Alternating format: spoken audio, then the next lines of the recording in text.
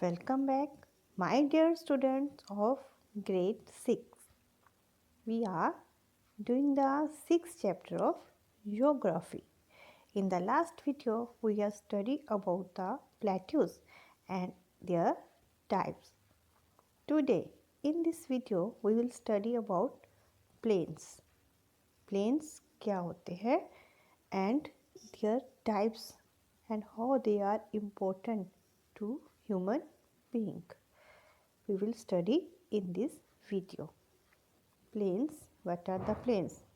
An unbroken flat land surface which lack prominent elevation and depression is called plain. एक unbroken means बीच में से कहीं भी टूटा हुआ नहीं हुआ. Flat area, lack of prominent elevation means वहाँ पर कोई भी ऊंचाई या हिली एरिया नहीं है. एंड डिप्रेशन मीन्स ना ही कोई ऐसा एरिया है जो नीचे की तरफ दबा हुआ है. That is known as plain area. Plain are generally not more than 200 metre above the sea level. और प्लेन जो मोस्टली कहाँ तक होते हैं? सी लेवल से 200 मीटर तक की ऊंचाई तक होते हैं. These have very gentle slope and also called lowlands. और इनकी जो स्लोप होती है स्मूथ होती है, जेंटल होती है और इसलिए उन्हें हम lowland भी कहते हैं. Plains are formed both external and internal processes. Plains दोनों तरह के प्रोसेस से बनते हैं, चाहे वो एक्सटर्नल प्रोसेस हो या फिर internal process. External process means जो आपका winds, air, water, erosion activity होती है अर्थ सरफेस के ऊपर, उन्हें हम कहते हैं एक्सटर्नल प्रोसेसेस. और जो अर्थ के अंदर होते हैं these are known as the internal processes. उनसे अलग अलग तरह के प्लेन्स बनते हैं. The plains like Great planes of USA formed by the upliftment of the part of the land under the sea are known as structural plain. जो USA में plane है वो कैसे बने हैं? जो सी के अंडर की लैंड थी, इंटरनल प्रोसेसेस के कारण अपलिफ्ट थोड़ी सी ऊपर उठ गई है, जिस कारण से वो प्लेन बन गए हैं. तो इन्हें हम कहते हैं structural plains. Second types is the alluvial plains. अब ये कैसे बनते हैं? In the middle course of the river begins to overflow its banks. Rivers कहाँ से स्टार्ट होती है? माउंटेन से स्टार्ट होती है रिवर्स. जब वो माउंटेन से स्टार्ट होती है तो उसका फ्लो काफ़ी फास्ट होता है, पर जब वो मिडल में पहुँचती है, इन the middle part of the mountains, तो उसके आसपास जो छोटी छोटी स्ट्रीम्स होती है उसमें आकर मिलना शुरू हो जाती हैं, जिससे रिवर का जो वाटर है काफ़ी ज़्यादा हो जाता है. कई बार वो ओवरफ्लो भी हो जाती है और अपने बैंक मीन्स किनारों से बाहर की तरफ बहना शुरू हो जाती है. In this process the material being carried away by the rivers are sand, clay, silt together called the alluvium. तो इन दिस प्रोसेस, इस प्रोसेस में जब वो ऊपर से आ रही है तो अपने साथ सैंड, क्ले और सिल्ट, जिसे हम एल्यूवियम कहते हैं, सबको मिलाकर जो भी वहाँ से सेडिमेंट्स कैरी करके लेके आती है उसे आसपास के एरिया में डिपॉजिट करना शुरू कर देती है, जिससे जो प्लेन्स बनते हैं उसे हम फ्लड प्लेन्स कहते हैं या फिर एलुवियल प्लेन्स कहते हैं. Clear that?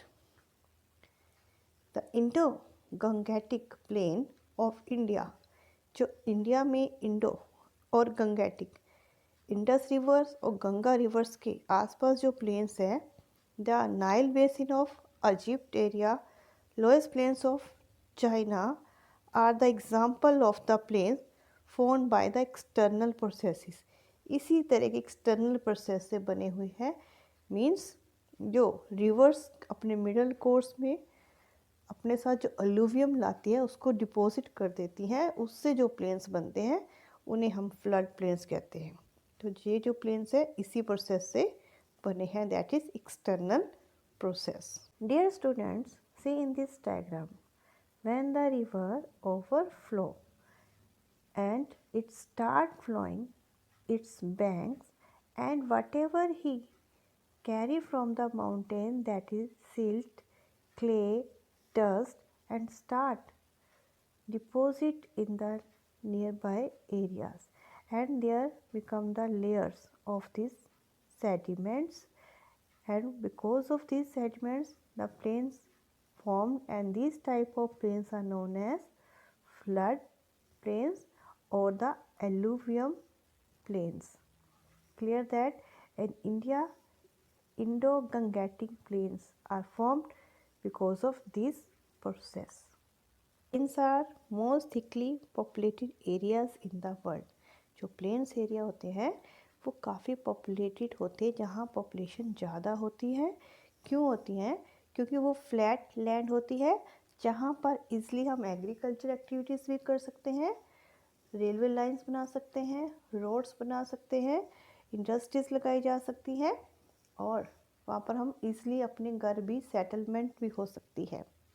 और वहाँ का क्लाइमेट काफ़ी मॉडरेट होता है, ना ज़्यादा गर्म होता है ना ज़्यादा ठंडा होता है। That is why these areas were thickly populated area. The great planes of North America are also called the prairies. North America में जो प्लेन्स हैं उन्हें हम प्रेरीज भी कहते हैं। Are where the extensive agriculture is practice, और जहाँ पर सबसे ज़्यादा एग्रीकल्चर की जाती है, यहाँ का एग्रीकल्चर प्रोडक्शन काफ़ी ज़्यादा है। क्लियर? और ऐसा माना जाता है कि पूरे वर्ल्ड को फूड ग्रेन सप्लाई करते हैं। Now the importance of the plains. Number 1, fertile soil. Alluvial plains are very fertile. Alluvial plains means जो रिवर के फ्लो से बनते हैं, उनके सेडिमेंट्स वहाँ पर कलेक्ट हो जाते हैं, डिपॉजिट हो जाते हैं, उनसे जो प्लेन्स बनते हैं वो काफ़ी फर्टाइल होते हैं और they are suitable for agriculture, so they are thickly populated area.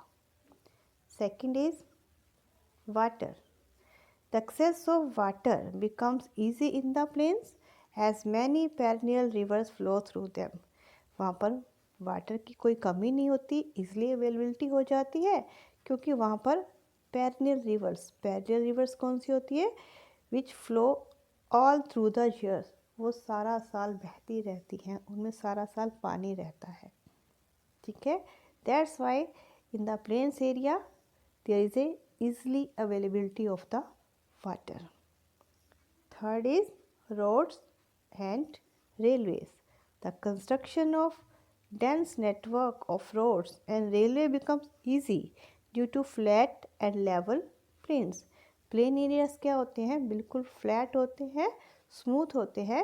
That is why it is very easy to make the roads and railways in the plains area. Next is infrastructure. Due to the level terrain, the construction of buildings like hospitals, schools, industries, stadiums become easy. क्योंकि वो plain areas हैं, flat areas हैं, तो वहाँ पर किसी भी प्रकार की बिल्डिंग्स बनाई जा सकती है। It is also easily accessible to the people, और लोग वहाँ पर आसानी से आ जा सकते हैं। Next is climate. The climate in the plain area. Plains always have moderate climate. Plains area में climate कैसी होती है?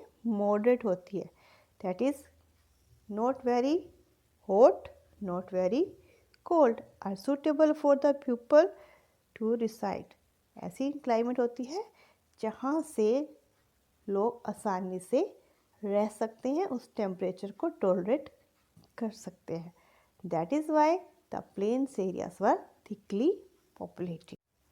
I hope, dear students, all of you understand about the plains and their importance. In the next video, we will study about the topography of the ocean floor. Thank you for watching the video.